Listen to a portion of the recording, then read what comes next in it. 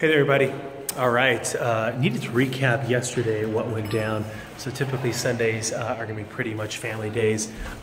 So with the church did up, and then after that came home, had some lunch, had some dinner, hung out with the fam, played some board games, watched some movies, just hung out. End of the night, once the boys go down, then it's time for me to get back into work mode. So I was just working my profit and loss, looking at 2016, how did things turn out from an expense standpoint, and then now, and then starting to look at 2017, just from an overall. I know where I'm headed, but I want to put some of the details down. So for me, I already have my goals, what I'm trying to accomplish.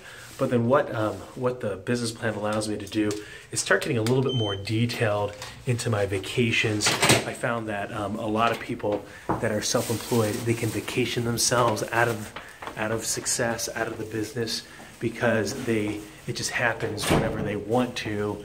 And you actually, when you kind of really audit their time at work, it ends up being like 4 or 5 weeks off of vacation because they take this day, they take that day. They aren't keeping track of it at all, and so it becomes death by vacation, and they don't even notice it just because it's so subtle. So for me, I really like digging into the nuts and bolts, the details.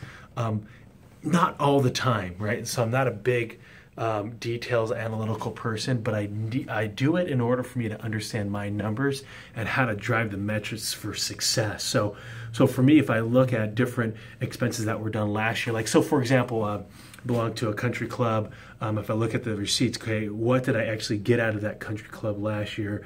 More clients, more opportunities. Was it worth the value? And so that's what I'd say for anything from an expense standpoint is, did those things make sense? And if I use those same dollars, even if let's say it's $100, could that $100 be spent differently to get me into the right market, or could it be utilized in a much more efficient way? Plus, it allows you, as you look at your profit and loss statement, it can allow you to just see what is really driving my success, and then what's actually eating away, right? So obviously there's a revenue top line, that's what's coming in. Then you have your expenses, and what are some of those big expenses that are coming in? Can you reduce that somehow? Can you be more efficient with your time and of course your dollars? And that way you take home more. I find that oftentimes staffing up is the most expensive portion of the budget, but it is the most critical. If I can get people to rally around the vision, then it's much easier to run at it and produce. Hope you had a productive Sunday.